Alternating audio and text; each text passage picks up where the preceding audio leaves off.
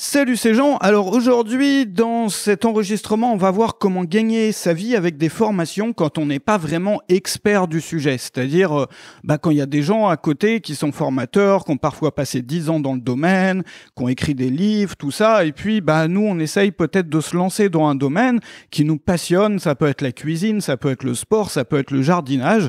Toi, t'es passionné de ce truc-là, t'aimerais vraiment transmettre des choses, t'aimerais vraiment progresser aussi et vivre de ça. Le problème, c'est que tu te dis, moi, pour vivre de ça, je passe peut-être pour un imposteur à côté des autres. Du coup, tu te sens toujours mal. Il y a des gens qui compensent aussi, tu vois, qui vont chercher un peu de l'arrogance ou qui mettent un peu de l'arrogance sur la table pour faire croire justement qu'ils sont, qui sont des experts. Et le problème, c'est que tu le sais comme moi, ça se voit, ça passe pas, ça se sent. Bref, comment on fait?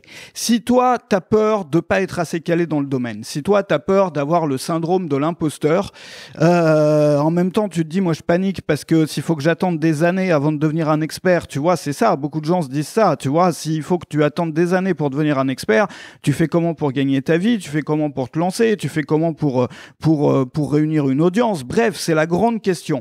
Et la première erreur qu'on peut faire quand on se pose ces questions-là, c'est de se lancer comme formateur sans se former. Il y a plein de gens qui font ça, malheureusement, sans vraiment se former, mais en se limitant à copier ce que font les autres. Et on voit de plus en plus de formateurs qui débutent, qui font ça, malheureusement, et d'autres qui débutent moins et qui le font toujours. Le problème, c'est que, est-ce que toi, t'as envie? Tu vois, moi, je peux pas te conseiller de faire ça. Je veux dire, tu te différencies pas des autres. Ça se sait, toutes les personnes qui sont impliquées dans le domaine, qui connaissent un peu les tenants et les aboutissants, c'est-à-dire les personnes qui sont pas des débutants, le savent, vont le voir. Je veux dire, ça saute aux yeux et ça fait pas sérieux. Donc, c'est pas possible, tu vois. Il y a aussi beaucoup de gens qui ont lu, alors ça, on voit ça de plus en plus, malheureusement, dans nos domaines, beaucoup de formateurs qui ont lu un seul livre dans leur carrière. Donc, ils ont lu un livre, et ils ont basé tout leur business sur ce livre. Moi, c'est ce que j'appelle les business mono-bouquins. Tu vois, bon, c'est toujours triste à voir. Ça inspire un peu, même parfois, la pitié, parce que tu te dis, cette personne-là aurait eu le temps peut-être d'apprendre un peu plus de choses. Non, elle a tout basé sur un livre. Elle a repris les principes de cet auteur. Elle a fait des formations pour développer ce qu'a dit cet auteur, mais tout le business est basé là-dessus, tu vois. Donc, est-ce qu'on a envie vraiment, tu vois, parce que nous, on fait aussi ce métier pour avoir, tu vois, la fierté d'avoir fait quelque chose de bien, la fierté d'avoir inventé un truc. Comment on fait? Bon, alors, on peut pas attendre non plus d'être le meilleur expert de la place avant de s'autoriser à gagner sa vie. Ce qu'il te faut, si tu es dans ce cas-là, c'est une façon de créer tout de suite des formations et d'en vivre, sans pour autant te sentir comme un imposteur et sans l'être, mais sans devoir non plus attendre 5 ans, attendre 10 ans et te former pendant des années et des années. Ce que je voudrais te montrer, c'est qu'il y a plein de modèles. Il y a plein de modèles qui malheureusement sont ignorés, sont tu vois, délaissés par beaucoup de créateurs qui se lancent, beaucoup de formateurs qui se lancent, qui ne te demandent pas d'être un expert pour être écouté. C'est-à-dire que pour être écouté, pour avoir vraiment ta place dans ce marché, avec ces modèles-là, tu n'as pas besoin d'être un expert. Et du coup, ça te laisse le temps de te former. Pendant que tu deviens un expert, tu peux passer plusieurs années à avoir une vraie place sur ton marché, à être respecté sur ton marché, mais sans te positionner comme un expert. Je te donne l'exemple, et on connaît tous cet exemple-là, même hors ligne. Par exemple, si tu vas dans une salle de gym. Tu vas dans une salle de gym et t'as jamais trop fait du sport, et tu voudrais t'y mettre pour reprendre la forme, pour te sentir mieux ou bien pour développer tes muscles. Qu'est-ce que tu fais? Tu vas avoir un coach sportif. Peut-être tu vas rémunérer un coach pour te montrer quels exercices faire, mais pas seulement pour te montrer les exercices, pour t'encourager, pour adapter les exercices à ta progression, pour diviser des choses qui paraissent compliquées en petites étapes, et puis pour être avec toi, pour te supporter, pour t'encourager, pour te motiver. Est-ce que le coach sportif, il a inventé les exercices qu'il enseigne? La réponse est non. Est-ce que le coach sportif, il connaît tous les tenants aboutissants au niveau micro-musculaire? Enfin, moi, j'y connais rien, tu vois, mais du machin qui se passe dans tel muscle à tel moment, avec tel globule blanc ou rouge. Enfin, moi, j'y connais rien, je te dis des mots comme ça. Non, il connaît pas tout ça. Le coach sportif n'est pas un expert de son domaine. C'est un expert de l'action. C'est pas un expert de la théorie ni du sujet, c'est un expert de l'action. Et souvent, ce qui est marrant, c'est que les gens qui s'y connaissent le mieux sur le fond des choses. Par exemple, la personne qui a une compréhension totale, tu vois, médicale, on va dire, de comment fonctionne le développement des muscles avec les globules de telle couleur, avec ceci, avec cela, qui peut expliquer ça dans des thèses ou dans des bouquins qui vont faire 3 tomes qui seront écrits en langage académique, sont rarement les gens qui vont le plus pouvoir t'encourager et qui vont te permettre le plus d'avoir des résultats. Parce qu'au final, toi, ce que tu veux, c'est pas forcément de savoir tous les tenants et les aboutissants, c'est d'avoir un résultat. Et le coach sportif peut te permettre, a même beaucoup plus de chances de te permettre d'avoir ces résultats que l'expert en ce domaine-là. Et donc, ça veut dire quoi? Ça veut dire qu'on peut se positionner un peu comme le coach sportif dans n'importe quel domaine sans être un expert. C'est-à-dire, tu prends des méthodes qui marchent. Bon, t'as pas besoin d'être un expert sur ces méthodes, mais tu vas devenir un expert de l'action. C'est-à-dire que tu vas te positionner comme une personne qui ne réinvente pas tout, mais qui supporte les gens, qui les encourage, qui crée un réseau de support, qui crée, par exemple, des produits dans lesquels il y a vraiment du soutien, etc., ou qui divise les choses par étapes et qui va être plus encourageant que vraiment formateur. C'est-à-dire, toi, tu es là pour encourager. Tu sais, beaucoup de choses sont simples. Par exemple, perdre du poids, si tu es dans le domaine de la perte de poids, c'est très simple sur le papier. C'est-à-dire que si tu manges mieux et moins et tu fais plus d'activité physique, tu perds du poids. Ça, tout le monde le sait. Tu vois ce que je veux dire? On n'a pas besoin d'être un expert en nutrition pour apprendre aux gens à perdre du poids à partir du moment où on part pas dans des trucs bizarres. C'est-à-dire, si tu apprends aux gens à manger plus sainement, tu vois, par exemple, à cuisiner à la maison avec quelques règles simples que tout le monde connaît. Tu vois, à faire un peu plus d'activité physique tous les jours, les gens vont perdre du poids. Tu vois, on n'a pas besoin d'être un expert. Par contre, là où tu vas amener de la valeur, c'est sur l'encouragement, la motivation que tu vas donner aux gens. Tu vois, d'être avec eux, de diviser le travail de façon simple. Donc, tu vas être plus sur l'organisation de la chose. Tu vois, comment s'organiser pour appliquer des principes simples.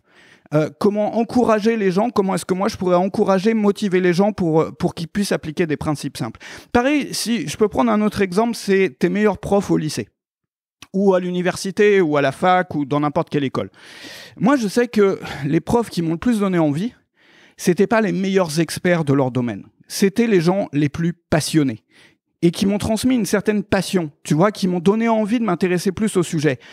Par exemple, tu as peut-être eu un prof de physique qui était fascinant, qui t'a donné envie de t'intéresser davantage à la physique, mais ce prof de physique, il n'avait pas forcément découvert l'atome, tu vois, il n'avait pas découvert l'atome, il n'avait pas... c'était pas un chercheur, c'était un bête prof de lycée. Mais sa passion t'a donné envie, tu vois, d'aller plus loin, t'as vraiment donné l'envie. Donc c'est un deuxième exemple qui te montre qu'on n'a pas forcément besoin d'être le meilleur expert de la place pour être écouté et pour avoir sa place. Et d'ailleurs, les contenus académiques ou les trucs d'experts, c'est pas ce que les gens achètent. Parce que il faut bien se dire que quand on est formateur, en tout cas, quand on est formateur en ligne, dans la plupart des cas, si tu fais le même métier que moi, enfin moi je suis un peu dans le sens où j'aime bien expliquer les choses aussi, le détail des choses, mais les gens ils viennent pas pour comprendre. Il y en a qui viennent pour comprendre, mais le gros des gens ne vient pas pour comprendre un sujet, ils viennent pour avoir des résultats. Par exemple, si tu prends le développement personnel, tu sais, pour se sentir mieux, régler ses problèmes de vie, etc. Dans le développement personnel, les gens ne viennent pas, c'est-à-dire l'audience, les gens qui regardent des contenus de développement personnel, qui achètent des formations là-dessus, qui vont à des séminaires, ils n'ont pas envie de comprendre tout du développement personnel, de comment ça se passe dans notre mental, de comment on fait pour aider les gens. Non, les gens, ils viennent avec un problème, ils ont envie d'avoir un résultat. Et tu le vois.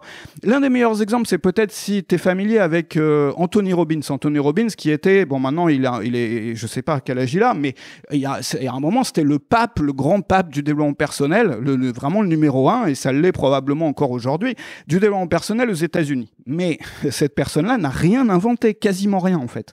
C'est-à-dire que la plupart des principes sont issus d'une discipline qui s'appelle la PNL, qui est la programmation neurolinguistique.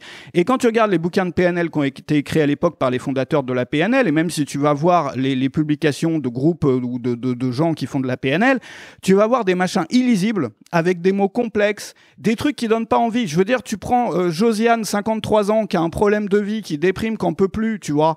Elle va pas aller lire les bouquins de PNL de machin où on comprend un mot sur 3. Non, elle va aller voir Anthony Robbins ou elle va aller voir l'équivalent, quelqu'un qui va la motiver. Mais quelqu'un qui n'a pas inventé la discipline, quelqu'un qui n'est pas un expert, mais qui est probablement, dans le cas d'Anthony Robbins, l'une des personnes qui l'applique le mieux. Tu vois ce que je veux dire?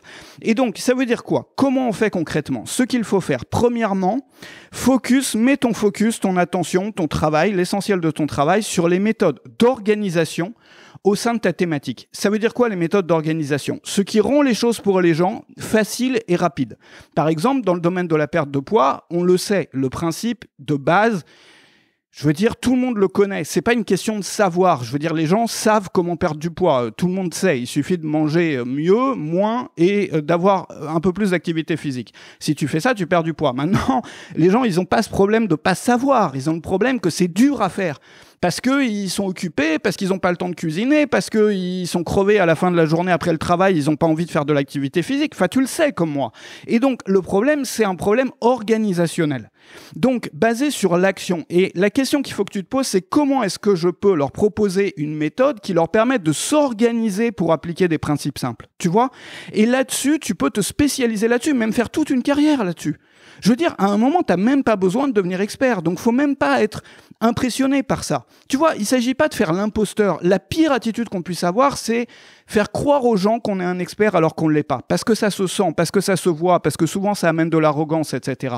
La meilleure positionnement que tu puisses prendre si tu veux vraiment gagner ta vie dès maintenant, c'est-à-dire monter un business avant même de formateur, avant même de devenir un expert, c'est ça. C'est de te positionner comme une personne qui organise les choses pour qu'elles soient faciles et rapides autour de principes simples. Et la deuxième chose que tu peux faire, c'est de créer ta méthode à toi, c'est-à-dire tu n'as pas forcément besoin. Tu vois, enfin là je te disais, tu prends les principes de base de la nutrition, mais tu peux aussi inventer une méthode, créer une méthode à toi qui ne réinvente pas tout, mais qui rend l'action plus facile. Par exemple, pour la nutrition, j'aime bien cet exemple-là parce que tout le monde le connaît, même si on n'est pas tous dans la nutrition, mais on connaît tous un peu les principes, tu vois. Bon, par exemple, pour la nutrition, au lieu de réinventer le truc, de changer, de dire aux gens, voilà, j'invente un nouveau régime basé sur le poisson, ou j'invente un nouveau régime basé sur les carottes ou les pelures de pastèque. Bon. Tu vas pas pouvoir baser un régime sur les pelures de pastèque si t'es pas un expert en nutrition, tu vois. Enfin, c'est pas possible parce que les gens, ils vont mourir avec ton truc de pastèque. Par contre, ce que tu peux faire, c'est inventer une méthode non pas basée sur le fond, c'est-à-dire ce qu'on mange, mais basée sur la forme, c'est-à-dire comment s'organiser pour pouvoir manger mieux, moins, et faire plus d'activité physique. Tu vois la clé. Maintenant, après, ça reste difficile de créer des formations, surtout quand on démarre. C'est impressionnant, surtout quand c'est la première fois qu'on se dit, voilà, moi je crée une formation, je vais la mettre à la vente sur le marché, donc j'ai une boule au ventre, donc ça me fait peur, c'est la première fois que je confronte mon truc au marché, peut-être qu'ils vont se moquer de moi, peut-être qu'ils vont se foutre de ma gueule. Voilà, bon, on est tous passés par là, pas de panique. La façon la plus facile d'avoir des produits, elle est pas, tu vois, moi je voudrais te montrer que ça peut être facile. Moi, ça fait 11 années à l'heure où j'enregistre, que j'en crée des formations et tu te rends compte qu'au début, enfin moi je me rends compte qu'au début je galérais pas mal et puis j'en ai créé plus de 400. Je dois être la personne au monde, enfin moi je suis un peu fou aussi, mais je suis peut-être la personne au monde qu'on a créé le plus. Évidemment, au fur et à mesure du temps, tu trouves des façons de t'organiser mieux, quoi. Enfin, d'aller plus vite, aussi de créer de la valeur qui n'est pas basée sur l'effort. C'est-à-dire, tu sais, la clé toujours, c'est toujours ça, c'est de se débrouiller pour créer de la valeur avec quelque chose qui te plaît à faire, quelque chose qui te demande le moins d'efforts possible, mais qui amène un maximum de valeur pour les gens derrière. Et tout ça, c'est la raison pour laquelle j'ai créé une formation qui s'appelle un grand programme, enfin un programme ultra important qui s'appelle Devenir formateur, la méthode simple. C'est le programme pour créer des formations par une personne, par moi en l'occurrence, qu'on a créé de plus de 400. Donc j'ai voulu transmettre tout ce que je connais, j'ai voulu transmettre toutes mes astuces, toutes mes méthodes, toutes les choses que j'ai découvertes sur la route, toutes les techniques que j'ai inventées aussi pour me faciliter la tâche, pour travailler mieux, pour prendre plus de plaisir, et tout ça, ça se trouve juste en dessous. Donc tu vas pouvoir y accéder juste en dessous de cet enregistrement. Tu vas avoir 5 stratégies que j'aurais aimé vraiment connaître avant de démarrer. Moi, je plains vraiment les formateurs qui se lancent aujourd'hui sans avoir accès à ces stratégies-là, parce que moi, j'ai dû créer plusieurs centaines de formations. Ça a été plus de 7 années de travail avant de pouvoir... Alors après, j'ai continué avec ces stratégies-là, tu vois, mais ça a été plus de 7 années de travail sans les avoir. Et aujourd'hui, avec ces méthodes-là, tu vas le voir, ça rend le quotidien d'un formateur 10 à 20 fois plus simple. Parce que tu as accès tout de suite aux meilleures techniques pour choisir un format, pour t'organiser dans ton travail, pour faire tourner une activité rapidement, même si tu débutes. Il y a des grosses pépites aussi dans le programme. Par exemple, tu vas apprendre à vendre une formation d'1 heure à un prix de 1 000 € ou plus. C'est une astuce qui est méconnue, qui a le potentiel de changer la vie de centaines de créateurs. Il y a plein de choses dans le programme, 3 façons de savoir à l'avance quels sujets de formation vont faire des ventes. Donc, tu n'as plus besoin de perdre du temps à créer des formations qui décollent jamais juste pour savoir. Tu vas apprendre aussi à choisir le format de tes formations et ce qu'il faut absolument savoir à ce sujet avant de se lancer. Tu vas voir que la clé, c'est vraiment d'avoir un format qui est facile pour toi à créer. Ça peut être juste quelques pages de texte, ça peut être de l'audio. Tu vas le voir, il faut arrêter d'avoir peur des formats qui sont simples à créer pour toi, parce qu'il y a des moyens de faire en sorte qu'ils se vendent aussi cher et qu'ils plaisent autant aux gens, sinon plus, que des formats compliqués à faire. Et l'une des clés, c'est de trouver un format avec lequel tu es vraiment à l'aise. Et tu vas voir, on va travailler là-dessus sans que ça te pénalise en termes de vente et de tarifs. Il y a aussi la méthode en 2 temps pour créer le plan de ta formation en 10 minutes. Il y a la boîte à outils du formateur avec tous les trucs et astuces découverts, inventés au fil de la création de plus de 400 formations. Bref, le programme, il est juste en dessous. J'ai hâte de te retrouver là-dessus. Ça va bien t'aider. Si tu veux te lancer dans ce beau métier, ce métier, moi, qui m'a changé la vie, qui m'a permis d'avoir toutes les aventures que j'ai eues dans ma vie, finalement, c'était des belles aventures et ça l'est encore et ça le sera aussi par le futur. Moi, je souhaite que ça aux gens, de pouvoir se lancer. Et tu vois qu'on n'a pas besoin d'attendre d'être un expert, tu vois. Et on n'a pas besoin non plus de passer par la case imposteur, tu vois. On peut se positionner autrement. C'était le message de cet enregistrement d'aujourd'hui. Si tu veux passer à l'action, ça se trouve juste en dessous. J'ai hâte de te retrouver là-dessus. Salut chez toi.